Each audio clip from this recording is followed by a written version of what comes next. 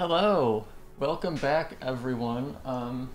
This is Lenna's Inception. For those of you unfamiliar with the game, it is a 2D Zelda-like roguelite with some important differences, including a lot of stuff is randomized, including the layout of the world, the locations of everything, layout of the dungeons. I'll get more into the specifics of that during the run.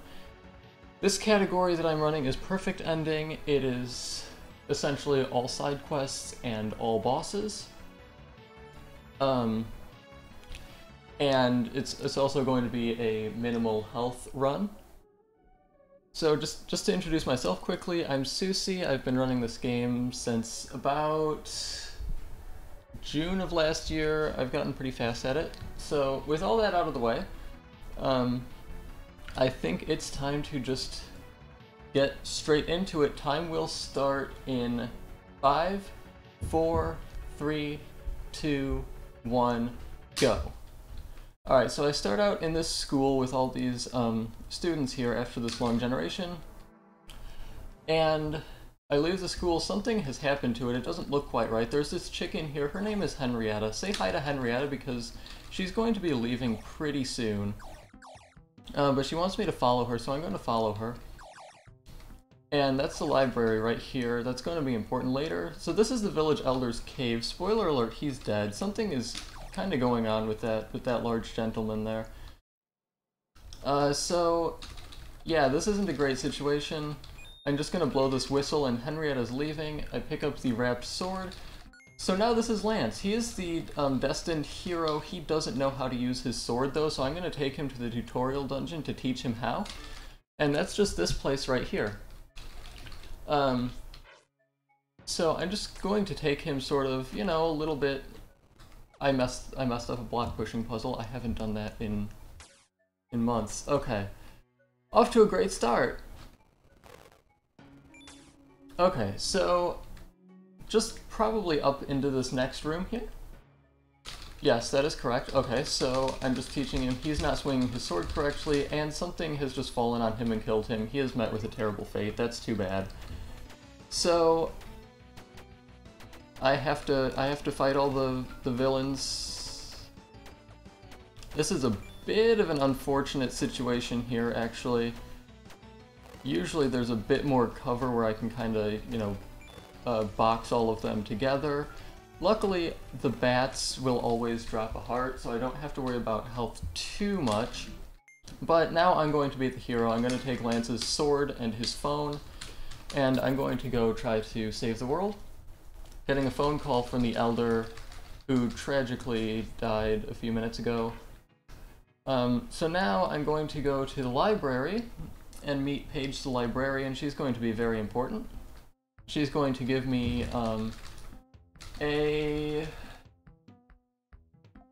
she's going to essentially tell me where all of the dungeons are on this half of the island. Okay, so it looks like it's a bit to the right. She's also going to say, hey, my library books have gone missing, so now I have to pick up the library books for her. I'm taking a bit of a detour here because these gravestones, the ones with the arrows on them, can be pushed and they will either drop an item or an enemy. The ones with items are good because they can either be money or they can be tunics or they can be books, among some other things that I'm a little less worried about. Okay, so this is good luck on the whole books thing early.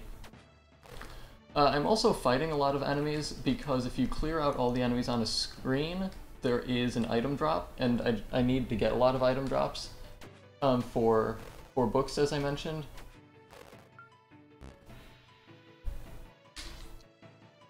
Okay, this is a bit unfortunate. Sometimes, generally speaking, getting into Dungeon 2 is like the biggest run killer. Because you have very limited sort of resources. Looks like I'm gonna have to take a pretty wide roundabout route here. That's nice. That building that I just entered is the office building, and that's going to be important in a side quest later. So I've picked up money. There was some... Money was kind of scarce early. Okay, do I have to...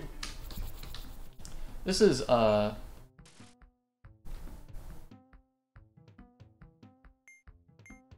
This is actually a fairly uncommon situation, all the blockades so far. Although it looks like it should open up quite a bit when I get to bow. So, I think then this would be a good opportunity to sort of explain the items, how the item acquisition works. Just entering the silent caverns of pity for no discernible reason. So each dungeon will have an item. There are 8 dungeons, 8 items. Finally entering Dungeon 2. And basically, Dungeon 1 will always have the sword. Dungeon 2's item is always going to be the same. Everything, or no, sorry, not Dungeon 2. Dungeon 8's item is always going to be the same. Everything else, the other 6 items, show up in completely randomized locations. Or, the dungeon number of each item is randomized. And that is actually kind of a big factor because each item corresponds to one boss, and the bosses of dungeons 1 through 3 will have a 1-phase fight, while the bosses of dungeons 4 onward will have 2-phase fights, and phase 2 is very different in length depending on the boss. So I'm into Dungeon 3 pretty quickly. That sort of kind of makes up for it for Dungeon 2. I think now's actually kind of a good time to get into dungeon randomization a bit more and how that works. So the each dungeon will basically randomly choose from a certain set of sort of predetermined general shapes depending on its number. For example, there are 4, I believe, shapes that can be Dungeon 3. However, the contents of each room and the way the rooms connect is entirely randomized. So some of the shapes are definitely like better than others because they're sort of more likely to go fast. But anyway, I'm going to the bank now, and that might seem kind of strange, but the way this is all going down is this bank is attempting to foreclose on the palace and then take over the land, so I'm going to go talk to the chairman of the bank. And he's not having any of whatever I'm going to try to say to him, so he's going to drop me directly into Dungeon 4. This is going to be a little bit different from the other dungeons because not only do I have to find the item, I also have to find the exit. You may notice that I am going into these dungeons, picking up the item, and then leaving without fighting the boss, even though I said this is going to be an all bosses run. And there is... essentially, late in the game, I'm going to acquire a new item that makes sort of traversal of dungeons so much faster that it's actually better to hold all of the boss fights until the end of the run. Oh, I missed the other spider here. So I'm going to get the lighter in this dungeon. Basically, it shoots a little slow-moving fireball, and I can also hold the button down to perform a dash. It's pretty nice. So now, Prince Daniel is calling me on the phone that I stole from Lance, and he just gave me the power of compassion, which is actually, it's going to be very important late in the run. But for now, I'm going to the bridge. And at the bridge, I'm going to cross over to the east half of the map. So, Chairman's crossing the bridge too. I'm like, hold on. So he's going to just try throwing money at his problems. which in this case, I am his problems. It doesn't work. He's gonna leave again. And so this is Delvin. I used to do this sort of bit about, you know, oh, Delvin's this great guy, everyone loves him, he's so great, but I think that's kind of played out. Anyway, he's important. We're gonna see him. We're gonna see him later. He just gave me all the locations of the next 4 dungeons, so that's kind of nice. This is a pretty interesting layout, actually. This kind of looks a bit unusual. I was across the bridge about what, 8.5 minutes. That's not great pace to be on, but it could be a lot worse. So this guy's the old woodcutter. He has never found a secret when chopping wood, but he gave me his axe so I can try to find a secret. I just found a secret immediately, so he's like, wow, you're really good at this. That is one of the side quests for one of the 8 key items, but it's also nice because the axe is much stronger as a weapon than the sword is. It's like 50% stronger universally, and it can't be dodged or blocked. There's certain enemies that can block the sword. So like these snails usually would take 4 sword hits. However, they only take 2 axes plus a sword.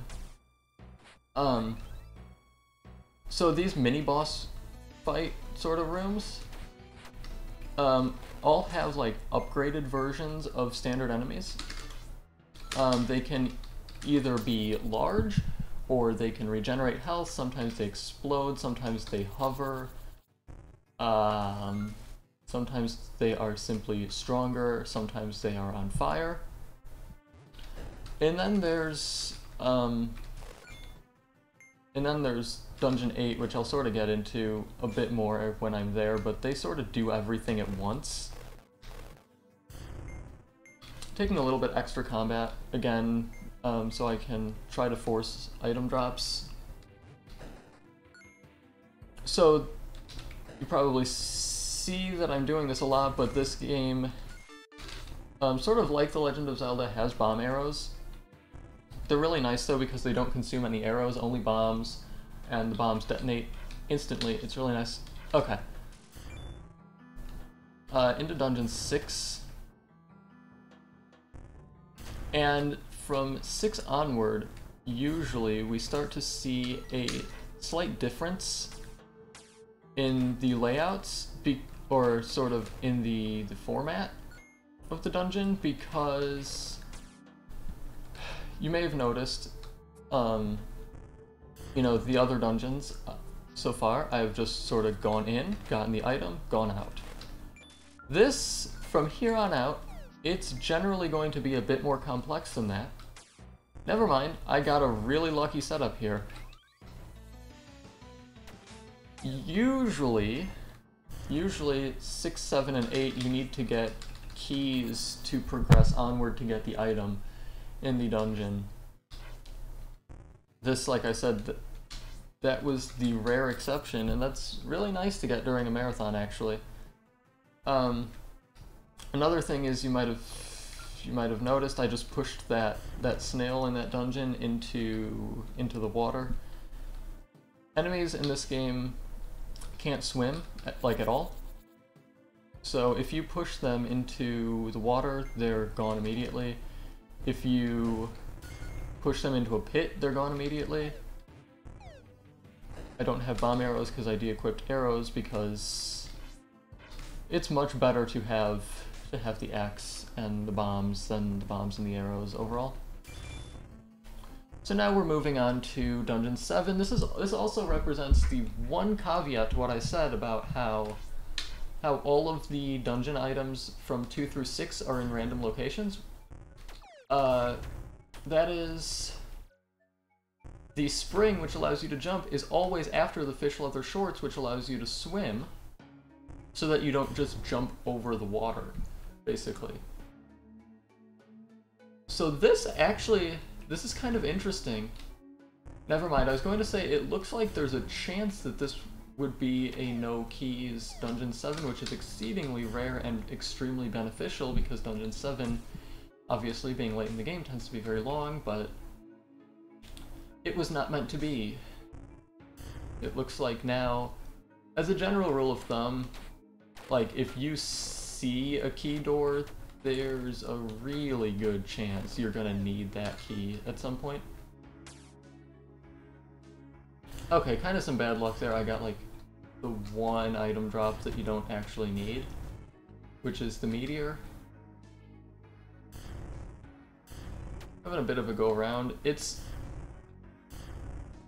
is actually like a surprisingly decent setup in the way it is, because it's sometimes Dungeon 7 is extremely non-linear and it takes a long time to check every potential path. This one so far has only had like 2 splits, and I chose wrong on both of them, but they were short, so I didn't actually lose that much time. So basically, I have the green key now. I'm past a green key door, so the item room could basically be wherever now. Almost anywhere. Here it is. Okay, so that was a pretty rare occurrence. Sometimes when you beat that initial mini-boss, there are no other enemies that drop down, which is pretty good when that happens. So here's the traveling merchant. He's going to give me a tunic, and he's going to tell me where he's going to be next. Oh, fire resistance. That's a very good tunic to have. So he's another important figure for a side quest. I'm dropping now down into the top secret lab. Oh, what am I doing? Okay. So, secret lab, instead of dropping into Dungeon 8, because Dungeon 8's kind of blocked off by weird glitch blocks, this is Professor Maxwell down here. He's going to sort of explain to me that he was trapped down there by his lab assistant, none other than Delvin, who turned against him and is responsible for all the glitches and bad things, and he killed the Elder. This is also an interesting, or sort of notable spot, because, you know, I mentioned trying to collect books earlier. I'm trying to collect 12 books total. This is one of the 4 spots in the game that has a guaranteed book. Also, the lab is like one of the 2 spots with any sort of notable gameplay things that isn't randomized. Although it's pretty short because there was a skip that I did. So now I drop into Dungeon 8, which, like Dungeon 4, I also have to find the exit in addition to finding the item. Dungeon 8 is almost always the longest and the most complex of the dungeons in a run. And it's also by far the most dangerous. There are several enemy types that basically only appear in Dungeon 8. This looks like it's going to be quite the ordeal. This is a very blocky sort of... Okay, so if you see the large rectangle on the map screen, this layout occupies that whole thing except for the corners. So there's not really a straight path by default. But basically, here I'm just making very heavy use of the lighter's fast dash, especially since not only does it leave a trail of fire that damages enemies, it also has invincibility frames.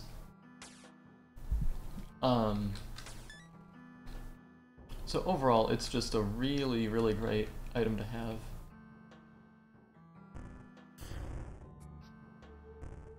That guy, the skeleton jouster, they're pretty scary. They have a lot of health, and they're fast. Their hitboxes are huge.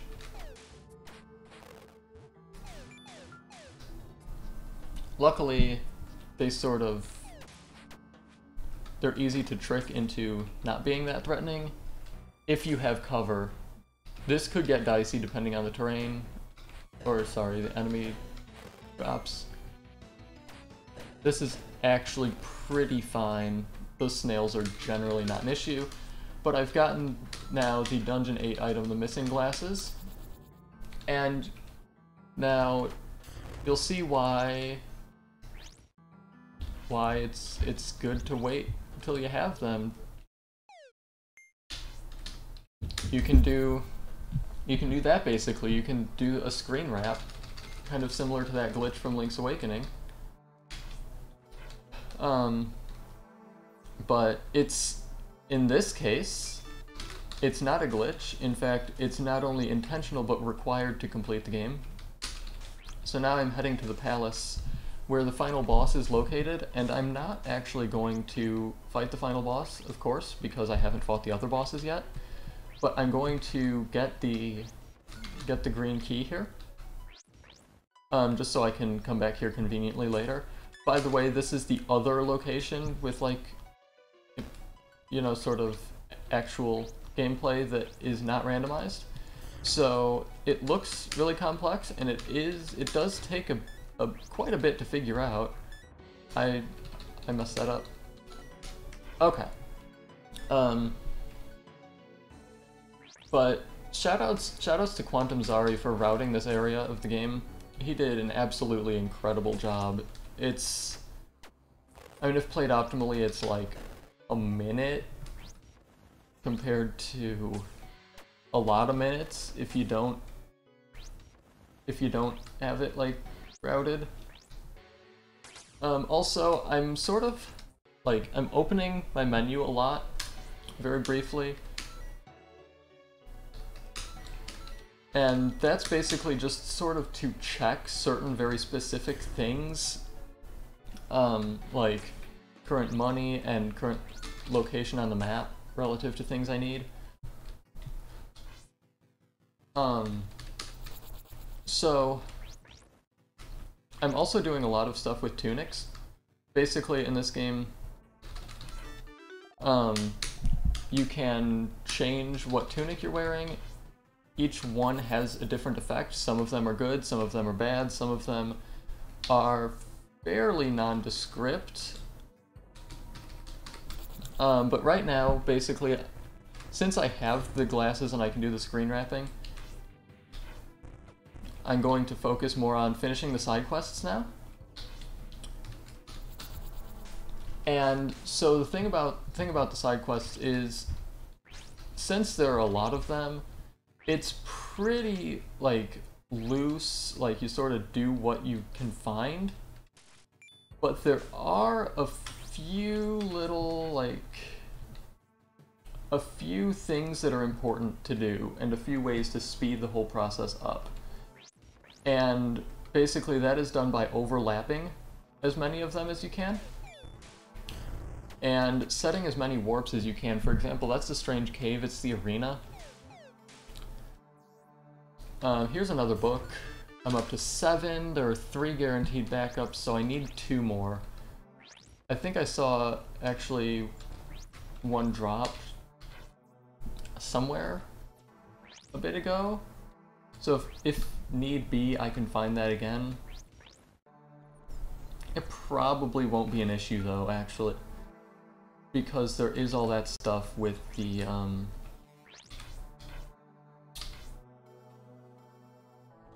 sorry,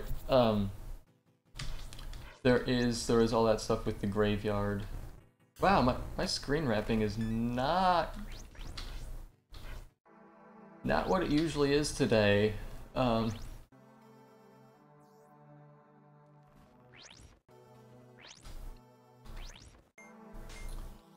Okay, so I can do this to pick up this book. I have 8 of them, so now I'm going to get a phone call from Paige, and eventually, and she's going to say, you know, oh, you found a lot of books, but you haven't found all of them. Can you come talk to me? So these guys, these are the potion sellers. They're called Potter and Tunley, and they're like, hey, our sister left, and can you help us find her? So I just went to the guy at the cave, and he's like, hey, I've heard of Tressa, I just talked to her. So I'm going to call Tressa on the telephone. She's going to say I'm at the library, so I'm going to talk to Paige, and Paige is like, try the bank. So as you can probably guess, this is just going to be a long process of talking to a bunch of people to try to find where Tressa is. Here's the other missing library book. It's missing, but it's in the library. So I believe now I'm going to start work on the west half side quests, and that's all the books that I need.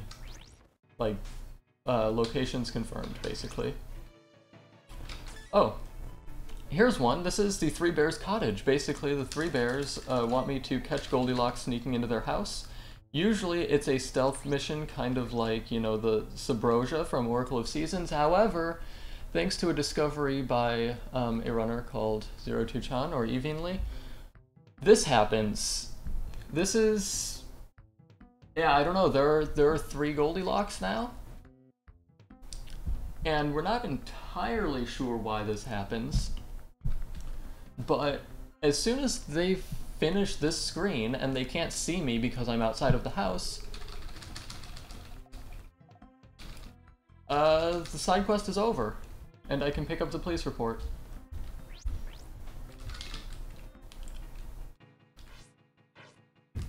So basically, okay, so this is the most important person I can find right now. This is the thirsty kid.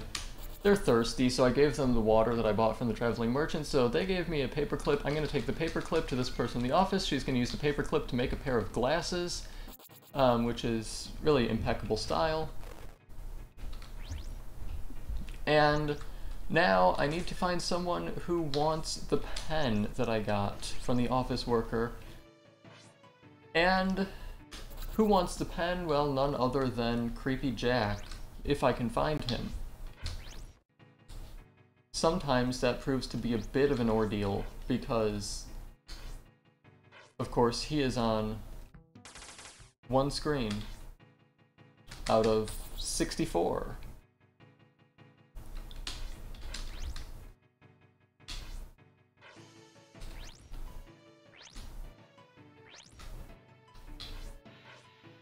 So this sort of is a good time to mention. Generally the top and bottom rows are a little bit harder to sort of get into and out of. Oh, here he is. So he's gonna... never mind. Okay, so he's gonna take this pen, he's going to use it to forge a property deed. So I wonder who wants that. Anyway, it's best to sort of go sideways along the top and bottom row because they're kind of harder to get into and out of. So this person at the bank is like, hey, what are Tressa's brothers called?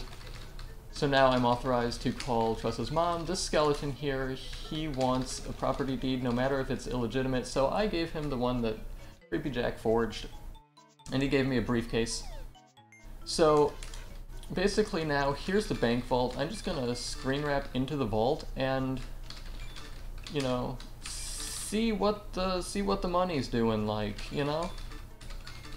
As you do. There's also a tunic in there that's not guaranteed. It's a strength tunic. That's one of the 2 best tunics in the game, in my opinion. I would only put it behind the speed tunic. Grabbing a book from that bookshelf, this skeleton here is going to walk very slowly over here and explain to me how to use the bank. So I'm going to deposit 1,000 coins into the bank. I'm going to withdraw 999. I tried to withdraw the last one, and the skeleton is like, whoa there, buddy. You're withdrawing too much money. So he gave me an IOU. And that is also an important item. I don't know why anyone particularly wants an IOU. Okay, so that's weird. Sometimes those randomly spawning NPCs will overlap with Andres the Bear, who runs the good shop, and you just can't talk to him. So I'm buying a ton of healing potions with all that money that I legitimately withdrew from the bank. So I've just talked to Paige. She's like, you found a lot of my books. We should celebrate. Can you give me marshmallows? Wait a minute. I have forgotten. Okay, none of you saw that. I totally know exactly where the traveling merchant is. I didn't just have to look at the hint screen to find him again. I believe there's only one more... Okay, so I'm going to give him the briefcase so he can transport his wares. He's going to be so happy that he's going to give me his shirt. Oh wait, I have found the naked bear. So the naked bear, he's a bear. He doesn't want to be naked, so I'm gonna give him the shirt from the traveling merchant. Traveling merchant, by the way, gave me a book. Because I found him in all the places. So yeah, the traveling merchant was so happy that I gave him a briefcase. Or sorry, the bear was so happy that I gave him a shirt that he gave me a claw. And basically I took the claw, gave it to the zoologist. The zoologist is like, that's rad, here's a binoculars. So now I'm going into the strange cave, which is sort of a combat arena. I apologize if my commentary sort of trails off at a couple spots here, because this is a very sort of focus intensive area. Before doing it properly though, I'm sort of grinding to get 6 marshmallows for Paige's celebration. She wants 10, and now I'm doing it properly. I'll be able to get up to 10 off this wave here, and then just go through the celebration immediately afterward. I have a strength tunic, so all of these enemies now are going to go down in half as many hits as they would otherwise, so the skeletons are now 1 hit. The yellow-orange blobs are 1 hit. The crabs are 1 hit with the axe. So I think actually this is a good opportunity to sort of explain how each of these enemy types works. Starting with the spiders, they show up as these sort of like shadows. And then if you walk near them, they will drop down from the sky and start walking in random directions. The snails walk very slowly in random directions. They can't be set on fire. They have very high health, 4 swings from a sword normally, 2 with a strength tunic, and they leave a poison trail wherever they walk. Very rarely a snail will spawn with a non-poison trail. It will just have a random potion effect, sometimes good, sometimes terrible. So these are Sharkulas. They behave very similarly to those spiders. They seem maybe a little faster? I've run this game hundreds of times and I still don't know the difference between those 2 enemies. These guys, we call them Liz robes because, well, they're lizards and they bear a certain resemblance to a familiar face from the Legend of Zelda series. So I defeated all the enemies here. So I got the trophy. Paige is like, okay, let's have a campsite. Let's have a campfire. Roast marshmallows, and she's going to give us the heart pendant, which I believe is the second to last of these. Yes, second to the last key items. So actually, I can begin the boss rush now. I had to double check actually because I did have a run where I forgot to get something from the traveling merchant. But anyway, it's time for some bosses. So the way this is going to work is I'm going to fight each boss. When each one... Oh, here's Tressa, she's going to give me a patent. I finally found her. So when the boss has 1 hit point left, instead of killing them, I'm going to spare them using the power of compassion. And they're not going to give me they're not going to drop a heart, obviously, because their heart is still in their body. So anyway, this is Santa Quill. He's Santa, but bad. He's gonna spawn these rings of snowflakes. There's a set number of snowflakes that he tries to spawn each like stage of getting hit, so I can just sort of count how many he's at. And then I just throw a little fireball. He's going to transform now. And I'm going to say we don't have to fight like this. I'm going to give him the book that I got from Traveling Merchant. And he leaves peacefully. Drops that little orb, and I'm out of Dungeon 4. One thing is I activate the glasses during boss fights because it speeds up a lot of boss animations. We don't know exactly like no one's really gotten around to testing every single animation on every single boss, but what we do know is it speeds up enough of them that it's really important. So this is Archangel Azra Flail. She's always the boss of Dungeon 1. A bit of a pushover, Flail Knight, just break the flail, you know, and then poke her. And optimally, she ends up on that side of the screen. So an interesting little trait that bosses have in this game is if they end the fight on the right or bottom edge of the screen, then whatever item they drop will actually drop in the middle of the room. There are some other things to that. If, for example, if a boss ends up on the over a terrain element that they generated, the boss will drop, or the item will drop either in the middle of the room or in a top corner, which is kind of weird. So we're on to Crabadden, the Doomsday Crab. This guy, I'm really lucky that I got a one-phase version of this fight because he means business if you get a two-phase Crabadden. But as it is now, he's basically just Goma Light. So he's gonna try to shoot water at me. I'm gonna say we don't have to fight like this. Here's an IOU. He's the sort of guy who would totally fall for that kind of thing. Also, you notice as soon as I'm picking up these items that the bosses give me, I'm exiting to the map, and that's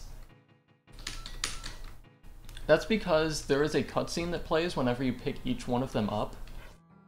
And by exiting to the map immediately, you can actually skip the cutscene entirely. I did that wrong. Okay, entering the boss correctly this time. This is Archangel Hadrenial. He's a statue. He looks very nice. This is sort of an interesting thing. He's vulnerable to items that you have picked up. For some strange reason, a bomb that you have dropped and then picked up counts as a picked up object for the purposes of hitting Hadrenial. Sometimes he just sort of doesn't get hit, though, when you throw stuff at him. Like that, but now it's sort of working. And he's going to do an all-out charge at me. I'm going to say we don't have to fight like this. Give him a... Is that the patent? Or the, I think that's the police report. So he knows all about Goldilocks now. Where do I go? Here. And so, also, I just want to say real quick, just give a little photosensitivity warning. This next boss flashes a bit when I hit him with attacks. So, probably if you have problems with that, you might want to look away for like, you know, a minute or so. This is Archangel Tentaluchus, the subterranean squid. Everyone loves him. He's the coolest guy ever. This is one of the bosses that is sped up significantly by using the glasses.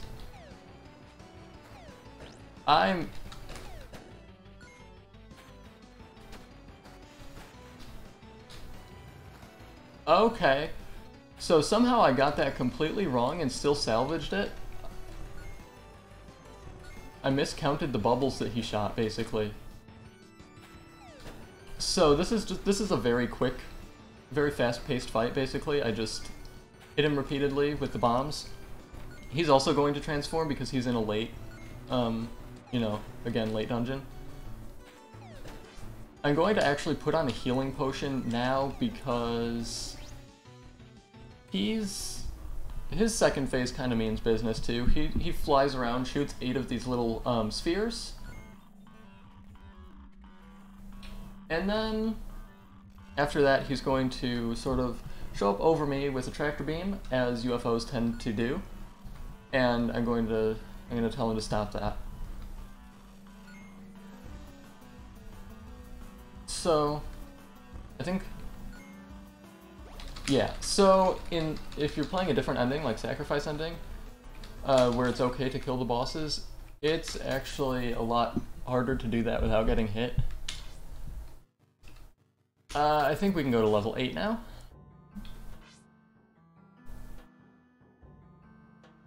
Okay, so just trying to gauge sort of where there's likely to be, where the boss is likely to be.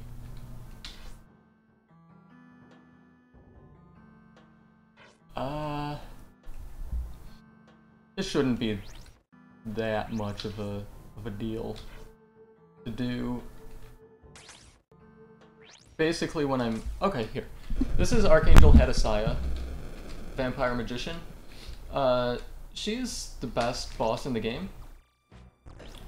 Lots of different attack patterns, but actually a lot easier. All of this is a lot easier than it looks because there's sort of tricks to everything. For example, for this attack, if I just hold my sword out to the left, the bats that she drops on me can't hurt me. And this one, this sort of card ring, as long as I stand where the heart initially spawned, the heart will spawn there again during the launch section. This is just a charge attack, just gotta dodge it, keep the glasses active, and here, the unusual thing is most of the bosses in this game, you know, take 3 hits to beat. Hadrenial only takes 2 on this phase, probably because it's a very, very long phase. So I'm just sort of holding for this bat thing. It's also kind of free health because sometimes the bats drop hearts. So this phase isn't that much of a problem in a speedrun setting.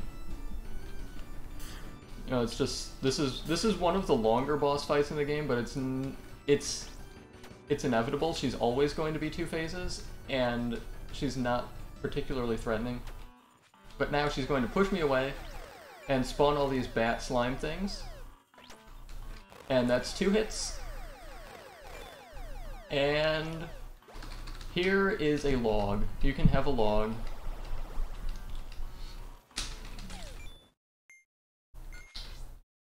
Hadrenial and Azra Flail are the only 2 bosses in the game that always want the exact same item.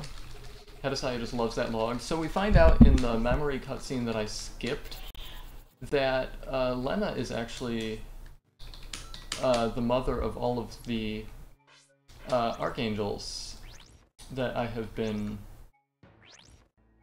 fighting in these dungeons. And she had sort of lost her memory thanks to Delvin's meddling, and so now she's going to try to set things right.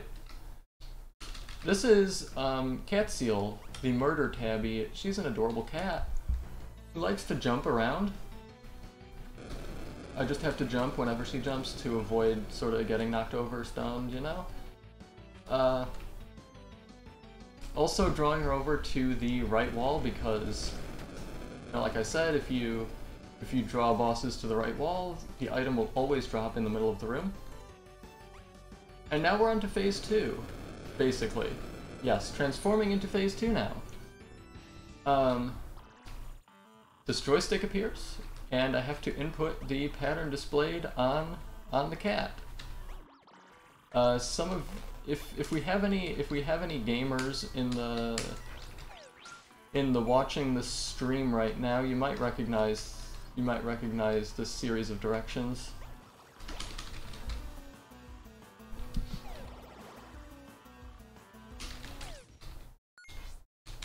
And onto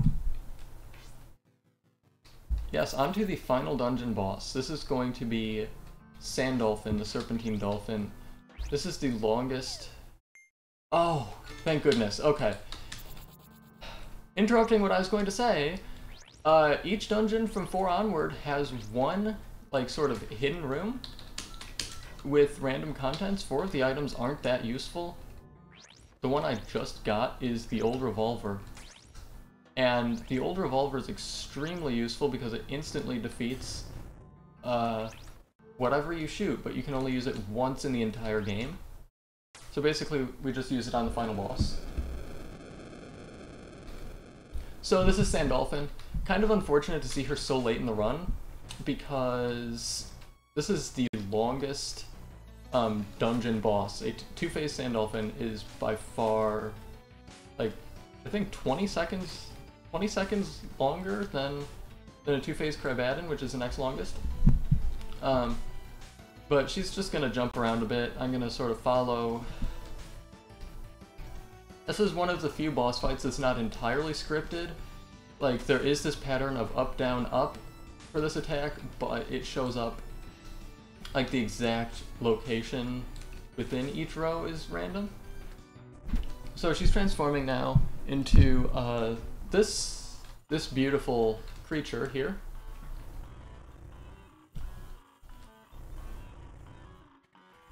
And so this is just a lot of dodging. It can be kind of hard if you're not familiar with these patterns because moving around in the water takes a bit of getting used to. Like, I will say, it's movement in this game overall feels absolutely incredible. Like, honestly, I prefer moving in this game to moving in Zelda. It's just, it's sort of moving when you're in the water, obviously it's slower, and there's a bit of nuance to exactly, like, how you control your speed. So this fight can be a bit of a challenge. Generally it's fine, I only took 2 hits, this is fine. I'm gonna say, hey Sandolphin, take this patent. And after meeting all of the dungeon bosses, I have gotten the power of truth. This run is on pretty decent pace. Not anything even resembling like world record, but pretty decent time. Pretty, like, oh, probably 47?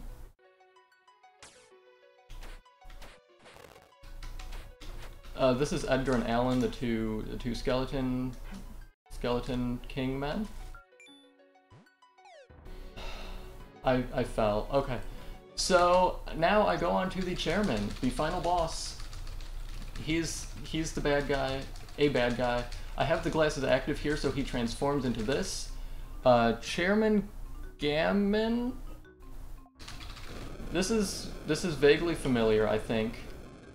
I'm not an expert. But we're going to play some Rich Man's Volley. Basically just going to reflect the cash orb, the economic bubble as some call it, and we can do that easily from close range with the right spacing. Just got to do it 5 times, and then he's gonna be dead.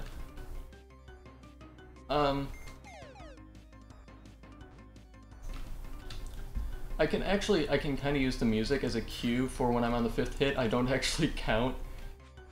Speaking of the music, shoutouts to Joel Bayless for making this absolutely incredible soundtrack. This game, by the way, it has 2 different art styles, 8-bit, 32-bit, and with different soundtracks to match, and the entire thing is just excellent. So the chairman is going to drop the Power of Wealth, which is basically going to draw all dropped items toward me. And now here's Delvin.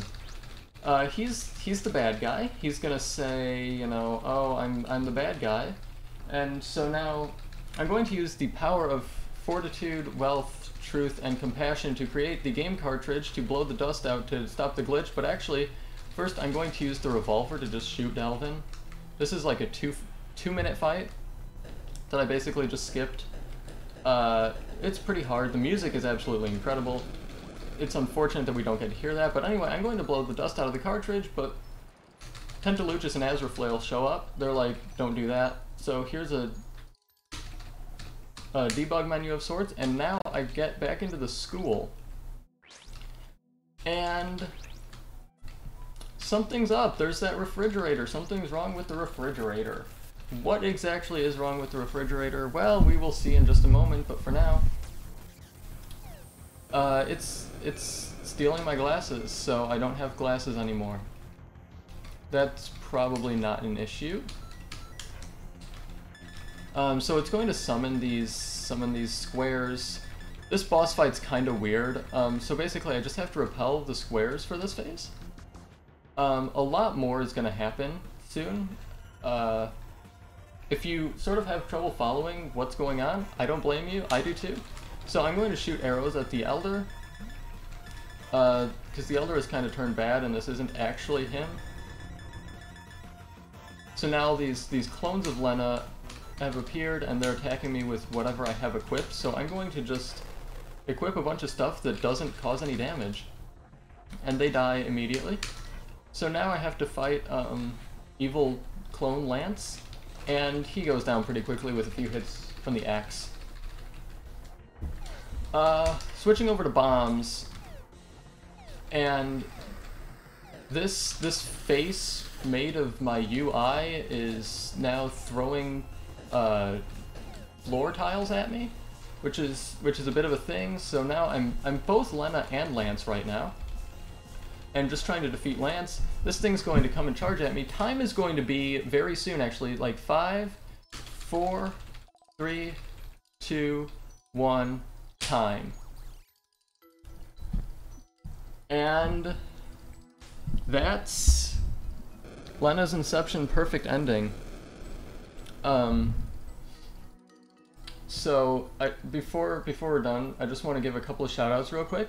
Lenna's Inception speedrunning community for just, you know, testing and documenting everything so well, and just being a great community in general, and just sort of pushing how this game is run so much. Also, I want to give a shout out to Powerhouse Marathon staff for letting me run this game today, and also to Bitten Studio, Tom, Jay, Joel, for making this game. It's really great, and they've been extremely supportive of the speedrunning community. Also, I think that run was actually 12 seconds off of world record. No, it would have been 12 seconds off of world record if I was playing Blind Seated. Never mind that. It was an excellent run, but anyway, yes, thanks for watching, everyone.